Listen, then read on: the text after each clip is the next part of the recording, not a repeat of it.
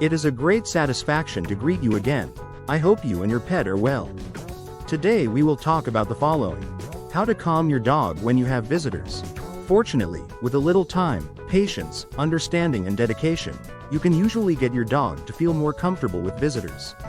You should talk to your guests before they visit to tell them about the training you are doing with your pet and advise them on how they should behave to help you with their training and confidence building. Why is my pet afraid of visitors? It can be difficult to understand why they are so afraid of visitors.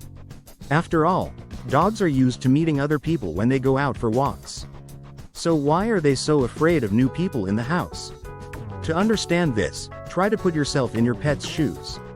You are probably used to seeing other people in your daily life outside the home and don't mind meeting strangers in public places. However, imagine sitting in your bedroom, relaxed, when suddenly an unknown person appears. You have no idea who it is, why they are there or whether they have good or bad intentions. Unknown intruders are scary enough, and while you know your grandma is not a threat, to your pet she is a stranger invading their territory and should be treated with caution.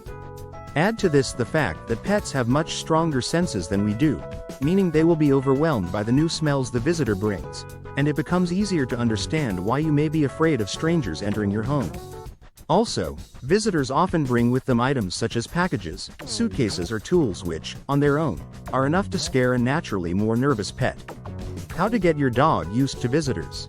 Most dogs react with excitement to hearing strangers knocking at the door, but they tend to calm down when they realize the person visiting is not a threat, or not all that exciting. However, for some dogs, the reaction to visitors can be extreme and long-lasting, sometimes leading to aggression or nervous behavior such as barking, jumping, nipping, hiding, or even having urination accidents. Below, we'll discuss some tips to prevent your dog from overreacting to visitors. 1. Teach your dog not to react to the doorbell or knocks on the door. Typically, the first knock on the door is what triggers the strongest reaction in dogs, which sometimes makes it difficult to get your dog back to a calm state during the visit. To help overcome this, you should try to desensitize your dog to knocks or the doorbell. You can do this with the help of a friend, who should knock once on the door, but not enter. Ignore your dog's reaction, and when he calms down, reward his good behavior with a treat. Repeat this until your dog doesn't react to knocking at all and has learned that knocking doesn't always mean someone is coming in.